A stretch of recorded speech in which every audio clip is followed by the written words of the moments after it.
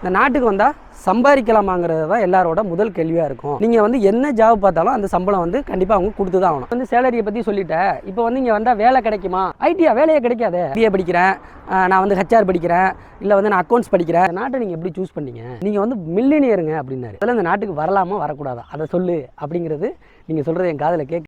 Hi, எல்லாருக்கும் பிரகாஷ் நடஞ்ச வணக்கங்கள். இந்த வீடியோவில் நம்ம என்ன பார்க்க போகிறோம் அப்படின்னா, நியூசிலாந்து வரலாமா வேண்டாமா அப்படிங்கிறதுக்கான வீடியோ தான். இந்த வீடியோ நான் மேக் பண்ண காரணம் என்ன அப்படின்னா, அது நீங்கள் தான். நிறைய பேர் வந்து மெயில் போட்டு நியூசிலாந்து வரலாமா அப்படின்னு நிறைய பேர் என்கிட்ட கேட்குறீங்க. ஒருத்தர் சொன்னார், உங்கள் வீடியோ பார்த்ததுனால தான் நான் வரணுன்னே ஆசைப்பட்றேன் அப்படிங்கிற மாதிரிலாம் சொன்னார். எனக்கு சந்தோஷம்தான். இருந்தாலும் வந்து நம்ம இங்கே உள்ள சூழ்நிலைகளை நம்ம கொஞ்சம் விளக்கிட்டோம் அப்படின்னா அது வந்து நல்லாயிருக்கும் அப்படின்னு நான் ஆசைப்பட்றேன். அவ்வளோதான். இங்கே உள்ள சூழ்நிலைகளை நான் உங்களுக்கு சொல்ல விரும்புகிறேன். நான் நியூசிலாந்து வந்து 5 மாதம் ஆகுது. என்னோட அனுபவங்களை தான் நான் இந்த வீடியோவாக இங்கே வந்து நான் பதிவிட விரும்புகிறேன். அதையும் நான் முன்கூட்டியே சொல்லிடுறேன். இந்த வீடியோ ஆரம்பிக்கிறதுக்கு முன்னாடி இன்னொரு விஷயமும் உங்களுக்கு ஒரு எடுத்துக்காட்டோட சொல்ல விரும்புகிறேன். ஒரு சாப்பாடுன்னு எடுத்துக்கிட்டிங்கன்னா, ஒரு ஆளுக்கு வந்து அசைவம் பிடிக்கும், ஒரு ஆளுக்கு சைவம் பிடிக்கும், ஒரு ஆளுக்கு இட்லி பிடிக்கும், ஒரு ஆளுக்கு தோசை பிடிக்கும். தோசை பிடிச்சாலுமே நான் தோசைக்கு வந்து தக்காளி சட்னி சாப்பிடுவேன், தேங்காய் சட்னி தான் தொட்டு சாப்பிடுவேன், இல்லை சாம்பார் தான் தொட்டு சாப்பிடுவேங்கிறது நிறைய பேர் இருப்பாங்க. ஸோ இது எதுக்கு நான் அந்த சொல்கிறேன் அப்படின்னா, நம்மளோட உணவுகள்லையுமே நம்ம தேர்ந்தெடுக்கிறது பார்த்திங்கன்னா நிறையா வந்து மாறுபடுது, பிடிக்கும் பிடிக்காதுன்னு நிறையா கருத்துக்கள் இருக்குது. ஸோ அதனால தான் நான் சொல்கிறேன். இந்த வீடியோவும் வந்து பார்த்துட்டிங்கன்னா, நான் சொல்கிறது வந்து ஒரு சில பேருக்கு வந்து பிடிக்கும், ஒரு சில பேருக்கு பிடிக்காது. அது எப்படி வேணாலும் அமையலாம். ஏன்னா இந்த வீடியோ வந்து எல்லோரும் பார்க்குறாங்க. ஸோ அதனால் வந்து நான் இதை முன்கூட்டியே வந்து நான் வந்து சொல்லிடுறேன். நான் வந்து என்னோடய 5 மாத அனுபவத்தை நான் வந்து உங்களுக்கு நான் சொல்லிடுறேன். நீங்கள் பிடிக்கிறதும் பிடிக்காததும் இல்லை தேர்ந்தெடுக்கிறதும் எதுவும் உங்களோட இதை பொறுத்தது. சரி வாங்க, ரொம்ப போட்டு நான் உங்களை வந்து அறுக்க விரும்பலை. நம்ம வந்து நேராக வீடியோக்குள்ளே போயிடலாம். நியூசிலாந்து வரலாமா வேண்டாமா அப்படிங்கிறது அந்த டாப்பிக்கு. ஃபஸ்ட் எடுத்தோடனே எல்லோரும் என்ன ஆசைப்படுவோம்? இந்த நாட்டுக்கு வந்தால் சம்பாதிக்கலாமாங்கிறது தான் எல்லாரோட முதல் கேள்வியாக இருக்கும். அப்போ பார்த்துட்டிங்கன்னா, இந்த நாடுமே மற்ற நாடுகளில், அதாவது கனடா, ஆஸ்திரேலியா, யூகே இங்கேயெல்லாம் கொடுக்குற மாதிரி இந்த நாட்டிலையும் மினிமம் ஏஜ் தான். அந்த மினிமம் ஏஜ் எவ்வளோதுன்னு பார்த்துட்டிங்கன்னா $23.15. அதை நியூசிலாந்து டாலர் நான் சொல்கிறேன். அதை வந்து இந்தியா மதிப்பில் நம்ம கன்வெர்ட் பண்ணோம் அப்படின்னா ஒரு 1200 ஒரு 1300 வரும். எல்லாமே நான் ஒரு குத்து மதிப்பாகவே அமௌண்ட் சொல்கிறேன். நான் எல்லாத்துக்கும் கால்குலேஷன் போட்டுன்னு வச்சுக்கிடுங்களேன். அப்புறம் வந்து இது ஒரு கால்குலேட் வீடியோவாக போயிடும். சரிங்களா? இப்போ நான் ஒரு நாடு சொன்னேன்ல, அந்த மற்ற நாடுகள்லையும் மினிமம் ஏஜ் எடுத்துக்கிட்டிங்கன்னா ஒரு 1000 - 1300. அதாவது எல்லா நாட்டிலையுமே அந்த மினிமம் ஏஜுங்கிறது எவ்வளோ இருக்குது அப்படின்னா, அதாவது நம்ம ஊர் மதிப்பில், இந்தியா மதிப்பில் 1000 - 1300 தான் இருக்குது. ஸோ மினிமம் ஏஜில் எந்த ஒரு வித்தியாசமும் கிடையாது. எல்லா நாடுகளையும் கொடுக்குற மாதிரி அப்போ நியூசிலாண்டும் கொடுக்குது. நீங்கள் வந்து என்ன ஜாப் பார்த்தாலும் அந்த சம்பளம் வந்து கண்டிப்பாக அவங்க கொடுத்து தான் ஆகணும். நான் சொல்கிறது எல்லாமே பார்த்துட்டிங்கன்னா 1 மணி நேரத்துக்கான சேலரி தான் நான் பேசிகிட்டு இருக்கேன். இப்போ நீங்கள் வந்து அதுக்கப்புறம் வந்து இந்த 1 மணி நேரத்துக்கு நீங்கள் $25 வாங்குறீங்களா, இல்லை $30 வாங்குறீங்களா, இல்லை $50 வாங்குறீங்களாங்கிறது வந்து ஒருத்தங்களோட எக்ஸ்பீரியன்ஸ், ஒருத்தங்களோட பிரில்லியண்ட்டை பொறுத்து அது மாறும். சரிங்களா? இவ்வளவு தான் வந்து சேலரியோட ஸ்கேலு. இதுக்கப்புறம் வந்து நான் வந்து சேலரியை சொல்லிட்டேன். அப்போ மினிமம் வேஜ் ஒருத்தங்க சம்பாதிக்கிறாங்க அப்படின்னா, ஒரு வாரத்துக்கு 40 மணி நேரம் அவங்க வேலை பார்க்குறாங்கன்னா, ஒரு வாரம் பார்த்துட்டிங்கன்னா அவங்க வந்து ஒரு $930 சம்பாதிக்கலாம். அதில் டேக்ஸ் வந்து ஒரு $200 வந்து போயிடும்னு வச்சுக்கிடுங்களேன். திரும்பவும் நான் சொல்கிறேன், இந்த கணக்கு எல்லாமே ஒரு குத்துமதிப்பான கணக்கு தான். ஒரு $200 போயிடுச்சுன்னா நம்மள்ட்ட வந்து $730 தான் இருக்கும். அந்த $730 வச்சு தான் நீங்கள் வந்து ரெண்ட்டு, அந்த சாப்பாடு எல்லாத்தையும் நம்ம பார்த்துக்கிற மாதிரி இருக்கும். $730 நியூசிலாந்து டாலர் வந்து இந்தியா மதிப்பில் கணக்கு 35,000 - 37,000 வரும். இது வந்து மினிமம் வேஜுக்கு ஒரு சாதாரணமாக மினிமமாக நான் எவ்வளோ சம்பாதிக்கலாம் அப்படின்னு கேட்குறவங்களுக்கான பதில். இப்போ வாரம் ஒரு 37,000 அந்தமாரி சம்பாதிக்கிறீங்க அப்படின்னா மாதம் $1,50,000 சம்பாதிக்கலாம். ஆனால் நான் என்ன சொல்லணும், இதில் அக்காமடேஷன் செலவையோ இல்லை ரெண்டு செலவையோ எதுவும் சேர்க்கலை. கைக்கு வர பணத்தை மட்டும்தான் சொல்லியிருக்கேன். மீதியே நீங்கள் தான் அது எப்படிங்கிறத பார்த்துக்கணும். சரிங்களா? இப்போ அடுத்த கட்டமாக இப்போ வந்து நான் வந்து சேலரியை ஓரளவுக்கு இந்த நாட்டோட கொஞ்சம் மினிமமாக விளக்கியிருப்பேன்னு நினைக்கிறேன். அடுத்தது நீ வந்து சேலரியை பற்றி சொல்லிட்ட. இப்போ வந்து இங்கே வந்தால் வேலை கிடைக்குமா அப்படிங்கிறத பற்றி நிறைய பேருக்கு ஒரு கேள்வி இருக்கும். சரி, நான் அதை நான் பின்னாடி பேசுகிறேன். அதுக்கு முன்னாடி வந்து இங்கே நிறைய பேர் படிக்க வரணும் அப்படின்னு ஆசைப்பட்றீங்க. படிக்க வரணும்னா எதெல்லாம் எடுத்து படித்தா ஒரு வேல்யூவாக இருக்கும், இந்த நாட்டில் ஒரு ஸ்கோப் இருக்கும் அப்படிங்கிறான கேள்வி வந்து நிறைய பேருக்கு இருக்கும். என்னோட 5 மாத அனுபவத்தை வச்சு நான் சொல்லிடுறேன். இப்போ வந்து இன்ஜினியரிங் எடுத்துக்கிட்டிங்க அப்படின்னா, நீங்கள் வந்து ஒரு சிவில் இன்ஜினியராக இருந்தீங்க அப்படின்னா கண்டிப்பாக அதுக்கு உண்டான ஒரு டிமாண்ட் வந்து இங்கே இருக்குது, அதுக்கு ஸ்கோப்பு இருக்குதுன்னு தான் சொல்லுவேன். சிவில் இன்ஜினியர், சிவில் டெக்னீஷியன், அந்த சிவில் சம்மந்தப்பட்ட ஒர்க்குக்கு எல்லாத்துக்குமே இங்கே நியூசிலாண்டில் வேல்யூ இருக்குது. அடுத்தது எலக்ட்ரிக்கல் எடுத்துக்கிட்டிங்கனாலும் அதேமாதிரி எலக்ட்ரிக்கல் இன்ஜினியர், அப்புறம் எலக்ட்ரிக்கல் டெக்னீஷியன்ஸ், அது சம்மந்தமான வேல்யூபிளும் இங்கே இருக்குது. இந்த 2 டிபார்ட்மெண்ட்டுக்கு நல்ல ஸ்கோப் இருக்குது. இதை படிச்சிங்கன்னா ஓரளவுக்கு வந்து வேலை எடுக்கிறதுக்கு நம்மளுக்கு வந்து ஈஸியாக இருக்கும் அப்படிங்கிறது என்னோட தனிப்பட்ட கருத்து. இதுக்கு அடுத்த கட்டமாக இது 2 லெவலுக்கு அடுத்தது கொஞ்சம் கீழ் லெவலில் தான் அதை வச்சு பார்க்கணும். அது வந்து ஐடி, இன்ஃபர்மேஷன் டெக்னாலஜி. அதுக்கும் வந்து ஓரளவுக்கு வந்து ஸ்கோப் இருக்குதுன்னு தான் சொல்லுவேன். ஏன்டா இன்ஜினியரிங்கில் 3 டிபார்ட்மெண்ட் தான் இருக்கா, மற்ற டிபார்ட்மெண்ட்டே இல்லையா அப்படிங்கிறது தான் உங்களோட கேள்வியாக இருக்கும். நான் என்ன சொன்னேன், என்னோட 5 மாத அனுபவத்தை தான் பேசுகிறேன். நான் அந்த 5 மாதம் அனுபவத்தில் இந்த டிபார்ட்மெண்ட்டுகளுக்கு மட்டும்தான் நான் வந்து கொஞ்சம் வேல்யூவாக பார்க்குறேன். மற்ற டிபார்ட்மெண்ட்லாம் நீங்கள் ஒன்றே கேட்கக்கூடாது. கமெண்ட் செக்ஷன் ஏன்டா அந்த டிபார்ட்மெண்ட்டுக்கு வேல்யூ இல்லையா, நீ பார்த்தியா அப்படின்லாம் என்ன கேட்காதீங்க. ஏன்னா அதை பற்றி எனக்கு தெரியலை. நீங்கள் வந்து அதை ஓனாக ரிசர்ச் பண்ணிக்கிடுங்க. நான் அந்த வீடியோவில் பேசுகிறது எல்லாமே ஓரளவுக்கு உண்மையாக எப்படி சொல்கிறது, வந்தால் வேலை எடுக்கணும், அவங்களுக்கு என்னென்ன ஃபீல்டை கொடுக்கணும் அப்படிங்கிறது தான் என்னோடய நோக்கம். ஸோ இதெல்லாம் நான் வந்து பார்த்த வகையில். அடுத்தது மெடிக்கல் ஃபீல்டு எடுத்துக்கிட்டிங்கன்னா நீங்கள் டாக்டராக இருக்கலாம், இல்லை வந்து நர்ஸாக இருக்கலாம், இல்லை வந்து ஏதோ மெடிக்கல் ஃபீல்டு ரிலேட்டட் வந்து பார்த்துட்டிங்கன்னா அது நியூசிலாண்டும் இல்லை யூரோப் கண்ட்ரிஸ் ஃபுல்லாகவே வந்து நல்ல வேல்யூபிள் இருக்குது. அதில் நியூசிலாண்டும் கண்டிப்பாக அந்த ஃபீல்டுக்கு வேல்யூ இருக்குது. எந்த ஃபீல்டு எடுத்தாலுமே நம்ம ஊரில் வந்து ஒரு டிமோட் பண்ணுறதுக்குன்னே ஒரு குரூப் இருக்கும். இப்போ ஒரு உதாரணத்துக்கு எடுத்துக்கிட்டிங்கன்னு வச்சிங்கன்னா, ஒரு நர்ஸா அப்படிம்பாங்க. ஆனால் இங்கே எல்லாம் வந்து நர்ஸை வந்து பாருங்கள், ஒரு நர்சிங் நீங்கள் படிச்சிருந்தீங்கன்னா வேலை எடுக்கிறதுங்கிறது கொஞ்சம் ஈஸியாக இருக்கும், நல்லாவும் சம்பாதிக்கலாம். ஏன்னா அந்த அளவுக்கு இங்கே வந்து ஸ்கோப் இருக்குது. யாராவது வந்து 12th முடிச்சுட்டு நான் வந்து என்ன கோர்ஸ் எடுக்கலாம், நான் வந்து ரொம்பவும் படிக்க மாட்டேன், இல்லை ரொம்ப கீழே மீடியமாக படிப்பேன் அப்படின்னா இந்த மேல் நர்ஸ் கோர்ஸ் எல்லாம் எடுத்து படிச்சிங்கன்னா நல்ல ஒரு வேல்யூபுளாக இருக்கும். இந்த நாடு மட்டும் இல்லை, நிறையா நாடுகளுக்கு யூரோப் கண்ட்ரீஸ்க்கு இது வேல்யூபுளாக இருக்குது. நான் உடனே வந்து இந்த நர்ஸை வந்து இதில் தாழ்த்தி பேசுகிறேன் யாரும் நினைக்க வேண்டாம். நிறையா பேர் இந்த மாதிரி சொல்கிறாங்க, ஆனால் அது வந்து சாதாரண பொசிஷன் கிடையாது. இங்கே நல்ல உயர் அதிகாரத்தில் இருக்குதுன்னு நான் அதை சொல்ல வரேன், அவ்வளோதான், வேறு ஒன்றும் கிடையாது. ஸோ மெடிக்கல் ரிலேட்டட் எடுத்துட்டிங்கன்னா இது சம்மந்தமாக நீங்கள் வரலாம். அடுத்தது அக்ரிகல்ச்சர் எடுத்துக்கிட்டிங்கனாலும் இந்த நாட்டில் வந்து அக்ரிகல்ச்சர் சம்மந்தமாக அந்த மாட்டு பண்ணைகள்லாம் நிறையா இருக்கிறதுனால, அப்புறம் அந்த பழம் பறிக்கிறது, கிவி ஃப்ரூட் பறிக்கிறது, இது சம்மந்தப்பட்ட வேலைகள் உடனே ஆனால் கிவி ஃப்ரூட் பறிக்கிறதுக்கு வந்து டேரெக்டாக நம்ம ஒர்க் பர்மிட் மூலியமாக வரலாமா, நிறைய பேர் கமெண்ட் செக்ஷனில் பண்ணுவீங்க. அதை பற்றி எனக்கு சத்தியமாக தெரியாது. ஊர்லேருந்து வர்றங்கிறது நான் ஆல்ரெடியே சொல்லிவிட்டேன், கொஞ்சம் ரிஸ்க்கு தான். நிறையா வந்து ஏஜென்ட்டுகள் வந்து இது சம்மந்தமாக வச்சு ஊரில் நான் சொல்கிறேன், நிறையா வந்து அதுவும் பொய்யா பண்ணிக்கிட்டு இருக்க ஏஜென்ட்டுக்கு சொல்கிறேன், நிறையா ஏமாற்றிக்கிட்டு இருக்காங்க. அதனால் வந்து நீங்கள் நம்பி ஏமாறாதீங்க. சரி விடுங்க, நான் வந்து அவுட் ஆஃப் டாபிக் போக விரும்பல. நான் வந்து நியூசிலாந்து வரலாமா வேண்டாமுங்கிறத பற்றி தான் பேசிகிட்டு இருக்கேன். சரி வாங்க அதுக்குள்ளே போயிடுவோம். இப்போ வந்து நீங்கள் அக்ரிகல்ச்சர் சம்மந்தப்பட்ட டிபார்ட்மெண்ட் இதெல்லாம் இருந்தால் நீங்கள் கொஞ்சம் வரலாம். அடுத்தது வந்து டிரைவிங் வந்து பார்த்துட்டிங்கன்னா ட்ரக் டிரைவர், போர்க் லிஃப்ட், பஸ் டிரைவர், இதுக்கெல்லாம் வந்து ஓரளவுக்கு நல்ல ஸ்கோப் இருக்குது தான் நான் சொல்லுவேன். அடுத்தது பார்த்திங்கன்னா இந்த டீச்சிங் லைன்லாம் நல்ல வந்து ஒரு டிமாண்ட் இருக்குதுன்னு தான் நான் சொல்லுவேன். அந்த ஸ்கூல் டீச்சரு அதுக்கெல்லாம் வந்து இங்கே வந்து ஒரு நல்ல ஆப்பர்ச்சுனிட்டிஸ் வந்து இங்கே இருக்குது. அதுக்கப்புறம் நீங்கள் என்ன கேட்பீங்க, ஏன்டா நான் MBA படிக்கிறேன், நான் வந்து HR படிக்கிறேன், இல்லை வந்து நான் அக்கௌண்ட்ஸ் படிக்கிறேன், இதுக்கெல்லாம் வேல்யூ இல்லையா, நீ பார்த்தியா அப்படியெல்லாம் என்கிட்ட கேட்காதீங்க. நான் வந்து திரும்பவும் நான் அந்த இடத்துல திரும்பி நான் அந்த வீடியோவில் பதிவு பண்ணிகிட்டே தான் இருப்பேன். ஏன்னா என்னோடய 5 மாத அனுபவத்தை தான் நான் பேசிக்கிட்டு இருக்கேன். அதை பற்றி எனக்கு வந்து தெரியல, நீங்கள் ஓனாக ரிசர்ச் பண்ணிக்கிட்டு வாங்க. சரி, இப்போ நீங்கள் அடுத்தது நான் என்ன சொல்லியிருந்தேன், வேலை கிடைக்குமா கிடைக்காதா, இப்போ வந்து புரிஞ்சிருக்கும். இப்போ நான் ஒரு சில டிபார்ட்மெண்ட்டுகளை சொல்லிட்டேன். உடனே நீங்கள் என்ன பண்ணுவீங்க, நான் வந்து அண்ணன் நீங்கள் சொன்ன மாதிரி நான் சிவில் படிச்சுட்டேன், இங்கே வந்துட்டேன், வேலை கிடைக்கல அப்படின்னு என்னையை பார்த்து கேட்கக்கூடாது. நான் வந்து இங்கே இருக்கிற வாய்ப்புகளை தான் நான் வந்து சொல்ல முடியுமே தவிர, உங்களுக்கு வேலை கிடைக்குமா கிடைக்காதங்கிறது உங்களோட தனிப்பட்ட முயற்சி, தனிப்பட்ட திறமையை பொறுத்தது. எதுக்கு நான் வந்து சொல்கிறேன் அப்படின்னா, நம்ம ஆட்களை பொறுத்த மட்டும் நான் சொல்லி ஒரு விஷயம் பாசிட்டிவாக போயிடுச்சுன்னா அதை ஃபோன் பண்ணி பாராட்டுறவங்க கூட கம்மி. ஆனால் நான் சொல்லி நெகட்டிவாக போயிடுச்சுன்னு வச்சுங்களேன், அப்புறம் அதிகமான விமர்சனத்துக்கு நான் ஆளாகிற மாதிரி ஆயிரும். அதனால தான் வந்து நான் வந்து சொல்கிறேன், இந்த டிபார்ட்மெண்ட்டுகள் இருந்தால் கொஞ்சம் வேலை பிடிக்கிறதுல கொஞ்சம் ஈஸியாக இருக்கலாம். மற்ற டிபார்ட்மெண்ட்டுகள்லாம் எப்படி இருக்குங்கிறது எனக்கு தெரியல. வேலைவாய்ப்பு பற்றி மேலும் உங்களுக்கு வந்து விவரம் தெரியணும் அப்படின்னா கூகுளில் போயிட்டு நியூசிலாந்து க்ரீன் லிஸ்ட்னு அடிங்க. அதில் வந்து நிறைய ஜாப்ஸ் காட்டும். க்ரீன் லிஸ்ட் அப்படின்னா என்ன அப்படின்னா, இங்கே உள்ள டிமாண்ட் ஜாப்பை தான் வந்து அப்படி அவங்க சொல்கிறாங்க. அந்த ஜாப்புகளை நம்ம எடுக்கும் பொழுது கொஞ்சம் PR ஆப்ஷனுமே கொஞ்சம் வந்து ஈஸியாக இருக்கும் அப்படிங்கிற மாதிரி சொல்கிறாங்க. நீங்கள் இந்த இடத்துல ஒரு கொஸ்டின் கேட்பீங்க, வந்து PR வந்து எப்படி இந்த நாட்டுக்கு வந்தால் வாங்கலாமா என்ன அப்படின்ட்டு.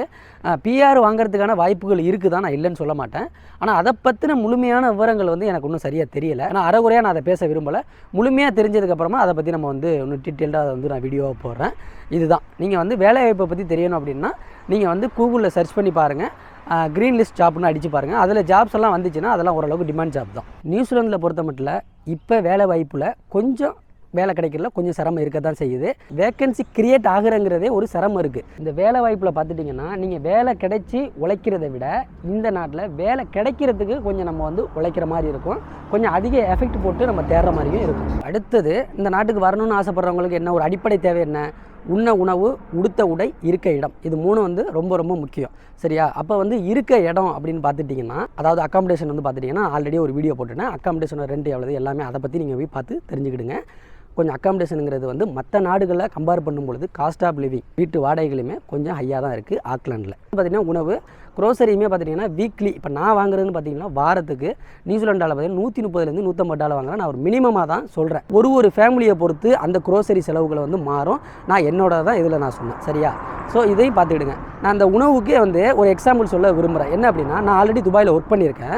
அப்போ ஒர்க் பண்ணும்பொழுது பார்த்துட்டிங்கன்னா அங்கே வந்து எல்லாம் சேர்ந்து சமைப்போம். அப்போ அந்த சேர்ந்து சமைக்கிறப்ப பார்த்தீங்கன்னா நம்ம தமிழ்நாட்டு அரசியலை விட வந்து அந்த சமைக்கிறதுல அரசியல் வந்து அதிகமாக இருக்கும். நான் அப்போ என்ன பண்ணிட்டேன்னா, சரி இதில் இருக்க வேண்டாம், நம்ம வெளியிலேயே போய் சாப்பிட்டுக்குவோம் கடையிலே அப்படின்னு சொல்லிட்டு 3 வேளையும் துபாயில் சாப்பிட்ருக்கேன். அப்போ பார்த்துட்டிங்கன்னா நம்ம ஊர் காசுக்கு 20,000 $25,000 இருந்தால் சும்மா ஜம்முன்னு சாப்பிட்லாம் துபாயில்.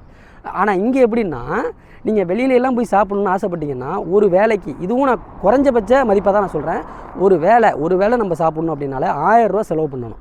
₹1000 இப்போ நீங்கள் 3 வேளையும் கடையில் சாப்பிட்றீங்க அப்படின்னா ₹3000ங்கிறது ரொம்ப மினிமம் தான். மினிமமான அமௌண்ட்டை நான் சொல்கிறேன். ஒரு ₹3000 நம்ம செலவு பண்ணுற மாதிரி இருக்கும். அப்போ 10 நாள் சாப்பிட்டாலே ₹30,000 அவுட்டு. நீங்கள் வெளியில் சாப்பிட்றங்கிறத மறந்துடுங்க. சரி, இங்கே நியூசிலாண்டில் மட்டும்தான் இப்படி இருக்கா அப்படிங்கிற மாதிரி நான் வந்து என்னோடய லண்டன்லேயே எனக்கு ரிலேட்டிவ்ஸ் இருக்காங்க. நான் அவங்கள்ட்டையும் கேட்டப்போ லண்டன்லேயுமே வெளியில் போய் சாப்பிட்டா ஒரு வேலைக்கு வந்து இவ்வளோ தான் செலவாகும் அப்படின்னு சொன்னாங்க. அப்போ ஓரளவு வந்து எல்லாமே வந்து சேமாக தான் இருக்குது. அடுத்தது நீங்கள் பார்த்துட்டிங்கன்னா உடுத்த உடை, ட்ரெஸ்ஸை பார்த்துட்டிங்கன்னா ரொம்ப வந்து அதிகமான கலெக்ஷன்ஸ் நம்ம இந்தியா மாதிரி பார்க்க முடியாது. அதுக்குன்னு ரொம்ப கலெக்ஷன்ஸ் வந்து இல்லவே இல்லைன்னு சொல்ல முடியாது. ஒரு மீடியமாக இருக்கும். வெஸ்டர்ன் வியர்ஸ் வந்து ஈஸியாக நம்மளுக்கு வந்து கிடைக்கும், நம்ம வாங்கிக்கலாம். நம்ம ட்ரெஸ்ஸுகள் வந்து கொஞ்சம் வந்து அரிதாக தான் கிடைக்கிது, கொஞ்சம் கலெக்ஷன்ஸ் வந்து கம்மியாக இருக்குது. அடுத்தது பார்த்திங்கன்னா இந்த எலக்ட்ரானிக்ஸ் ஐட்டம்லாம் பார்த்துட்டிங்கன்னா, நான் ஆல்ரெடி சொன்னேன் துபாயில் இருந்திருக்கேன் அப்படின்னா. துபாயெல்லாம் அப்படின்னா எரடி உளுந்தா எலக்ட்ரானிக் ஷாப்ஸ் வந்து நம்ம வந்து பார்க்கலாம், வாங்கலாம். நிறைய கலெக்ஷன்ஸ் இருக்கும். இங்கேயும் வந்து எலக்ட்ரானிக்ஸ் வந்து வாங்க முடியாதுன்னே நான் சொல்ல மாட்டேன், வாங்கலாம். ஆனால் என்னென்னா எல்லா இடத்துலையும் போய் நம்ம அந்தமாதிரி இரடி விழுந்தாலும் வாங்க முடியாது, தேடி பிடிச்சி போகணும். அதுலேயும் சில கலெக்ஷன்ஸ் வந்து நம்ம வந்து எப்படின்னா இப்போ உள்ள கரண்ட் சுச்சுவேஷன் உள்ளதை வாங்கலாம், ப்ரீவியஸாக உள்ள மாடலு அப்படி இப்படின்லாம் பார்த்தா கொஞ்சம் கிடைக்க மாட்டேங்குது. அதுக்கப்புறம் இந்த நாட்டோட தட்பவெப்பநிலை கிளைமேட்டை பற்றி பேசணும் அப்படின்னா, நான் ஆல்ரெடியே சொல்லியிருக்கேன் பல வீடியோக்களில், கொடைக்கானல் மாதிரி தான் இருக்கும். கிளைமேட் வந்து நம்மளை வந்து எந்த விதத்துலையும் ஒரு தொந்தரவு பண்ணிடாது. என்னோட பர்சனல் எக்ஸ்பீரியன்ஸ் பிரகாரம் கிளைமேட் வந்து ரசிக்கிற மாதிரி தான் இருக்குது. இப்போ கூட பாருங்கள், வின்டர் ஆக்சுவலாக இங்கே வந்து நியூசிலாண்டில் வந்து வின்டர் செக்ஷன் சொல்கிறாங்க. நான் கோட்டு போடாமல் தான் வந்து பேசிகிட்டு இருக்கேன். ஆனால் என்ன அர்த்தம், குளிர் வந்து தாக்கு பிடிக்கலாம். அந்த அளவுக்கு வந்து மற்ற நாடுகள் சொல்கிற அளவுக்கு வந்து தாக்கு பிடிக்க முடியாத அளவுக்குலாம் இருக்காது. ஸோ கிளைமேட் வைஸாக பார்த்துட்டிங்கன்னா எந்த விதமான பிரச்சனையும் கிடையாது. வந்து சவுத் சைடு வந்து பார்த்துட்டிங்கன்னா கொஞ்சம் வந்து அதிகமாக வந்து குளிரும் அப்படிங்கிற மாதிரி நான் கேள்விப்பட்டிருக்கேன். அதாவது சவுத்தில் கீழே இந்த சவுத் சைடும் பார்த்திங்கன்னா நிறையா வந்து தமிழ் யூடியூபர்ஸ் வந்து நிறையா நம்ம ஆட்கள் வந்து பண்ணிகிட்டு இருக்காங்க. நீங்கள் அவங்கள தொடர்பு கொண்டு அந்த சைடெல்லாம் எப்படி இருக்குன்னு கேட்டுங்க. ஏன்னா அந்த வீடியோவில் நான் பேசுனது எல்லாமே முழுக்க ஆக்லாண்டை பற்றி மட்டுமே. ஏன்னா ஒரு ஆக்லாண்டு மட்டுமே நியூசிலாண்டை முடிவு பண்ணாது இல்லையா? ஸோ மற்ற இடங்களையும் நீங்கள் எப்படிங்கிறத நான் தெரிஞ்சுக்கிட்டேன். இந்த நாட்டை பொறுத்த மட்டும் இன்னொரு விஷயம் என்ன அப்படின்னா, நம்ம நைட் லைஃபுங்கிறத கொஞ்சம் மறந்துட வேண்டியது தான். 6 மணிக்கு மேலே 7 மணிக்கு மேலே பார்த்துட்டிங்கன்னா மேக்ஸிமம் பெரும்பாலும் எதுவும் பெருசாக எங்கி நான் அந்தளவுக்கு பார்க்கல. என்னோடய கிராமத்துலேருந்து நான் சென்னைக்கு போகிறேன்னு வச்சுக்கோங்களேன்.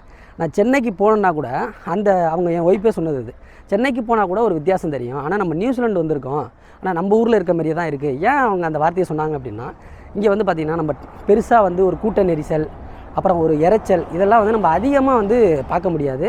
ரொம்ப காமாக அமைதியாக இருக்கும் இந்த நாடு. பொல்யூஷன் நம்ம பார்க்க முடியாது. அந்த விதத்துலலாம் அந்த நாட்டை வந்து என்னை பொறுத்தவரை என்னோட தனிப்பட்ட கருத்து வந்து இந்த நாடை வந்து அடிச்சிக்க முடியாது. அதில் வந்து பார்த்திங்கன்னா க்ளீன், பொல்யூஷன் இல்லாதது, அப்புறம் கிளைமேட், இதில் எல்லாம் வந்து இந்த நாடு வந்து ஒரு அருமையான நாடு தான் நம்ம சொல்லுவோம்.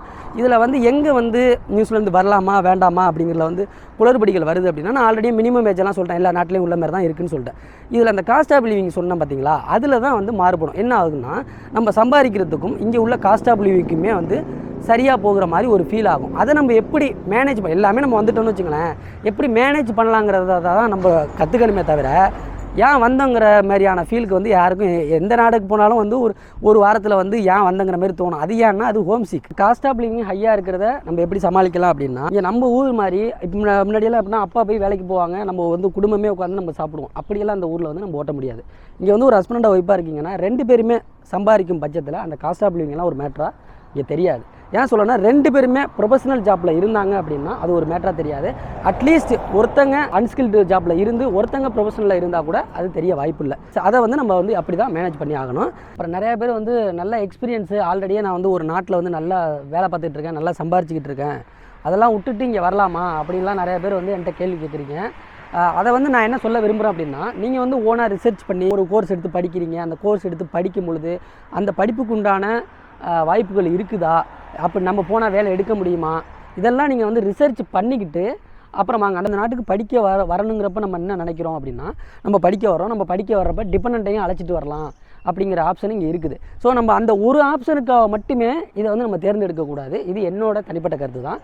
ஸோ நல்லா யோசித்து தான் சர்வே பண்ண முடியுமாங்கிறத பார்த்துக்கிட்டு தான் நம்ம வந்து அந்த முடிவை எடுக்கணும். கடைசியாக நீங்கள் கேட்கலாம், ஏன்டா இவ்வளவு நீ பேசுகிறிய, இந்த நியூசிலாண்டுக்கு வரலாமா வேண்டாமாங்கிறதான் தலைப்பு. முதல்ல சந்திரமுகி படத்தில் வந்து வடிவேலு வந்து ரஜினியை பார்த்து கேட்பார் பாருங்க, பேய் இருக்கா இல்லையா, அது மாதிரி நீ முதல்ல இந்த நாட்டுக்கு வரலாமா வரக்கூடாதா அதை சொல்லு அப்படிங்கிறது நீங்கள் சொல்கிறது என் காதில் கேட்குது. அதுக்கு என்ன பதில் அப்படின்னா, அதையுமே வந்து என்னோடய ஒரு அனுபவமாக வந்து நான் வந்து அதை சொல்ல விரும்புகிறேன். நான் ஃபஸ்ட்டு இந்த நாட்டுக்கு வந்தேன் பார்த்தீங்களா, அப்போ வந்து என்னை வந்து ஒருத்தர் அழைக்க வந்தார். பார்த்திங்கன்னா இந்த நாட்டை வந்து ரொம்ப லவ் பண்ணுறாரு. அவர் வந்தவொடனே கேட்டார், இந்த நாட்டை நீங்கள் எப்படி சூஸ் பண்ணீங்க, நீங்கள் வந்து மில்லினியருங்க அப்படின்னாரு. அப்படியே நம்மளுக்கு சந்தோஷம் தாங்கலை, அதோட மில்லினியருங்க அப்படின்ட்டு போய் படுத்தாச்சு.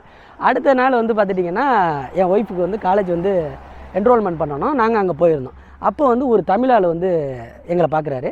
பார்த்து தமிழா அப்படின்னாரு. தமிழ் தான் அப்படின்னோம். உடனே வந்து முதல்ல அவர் கேட்ட கேள்வி என்ன தெரியுமா, நீங்கள் ஏங்க இந்த நாட்டை சூஸ் பண்ணீங்க அப்படின்னு கேட்டார். அடுத்தது என்ன, உங்கள் ஒய்ஃப் என்ன படிக்கிறாங்க, ஐடியா வேலையே கிடைக்காதே அப்படின்ட்டார். நாள் அப்படி ஒருத்தர் சொன்னார், மறுநாள் இப்படி ஒருத்தர் சொன்னார். ஸோ அவங்க அனுபவத்தை வந்து எனக்கு வந்து அந்த இடத்துல வந்து அவங்க சொன்னாங்க. இப்போ நாள் வந்து பாராட்டினார் பார்த்தீங்களா, அவரோட அனுபவத்தை வந்து சொல்கிறாரு. 2வது நாள் ஒருத்தர் இப்படி சொல்கிறாரு பாருங்க, அவருக்கு நடந்ததை அவர் சொல்கிறாரு. சரியா, அதனால் வந்து அவரை நான் குறை சொல்ல கிடையாது, இவரை பாராட்டவும் கிடையாது. அதாவது ஒரு ஆளுக்கும் ஒரு கருத்துக்கள் வந்து வேறுபடும். அதுக்கு தான் நான் அந்த வீடியோவோட ஆரம்பத்திலே நான் சொன்னேன், உங்களுக்கு வந்து தோசைக்கு வந்து சாம்பார் பிடிக்குதா, இல்லை வந்து தக்காளி சட்னி பிடிக்குதா, தேங்காய் சட்னி பிடிக்குதாங்கிறது அதை தான் நீங்கள் பார்த்து முடிவு பண்ணிக்கிடணும்.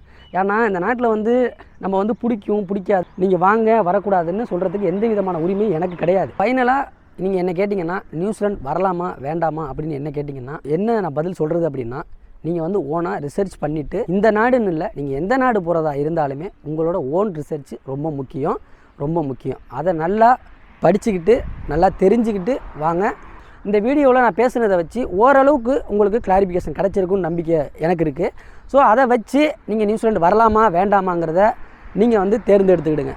அதை தான் நான் சொல்ல முடியும். அப்புறம் என்ன, வழக்கம் போல் இந்த வீடியோவுக்கு வந்து லைக் பண்ணுங்கள், கமெண்ட் பண்ணுங்கள், சப்ஸ்கிரைப் பண்ணுங்கள். மீண்டும் ஒரு நல்ல ஒரு வீடியோவில் உங்களை நான் விரைவில் சந்திக்கிறேன். நன்றி, வணக்கம்.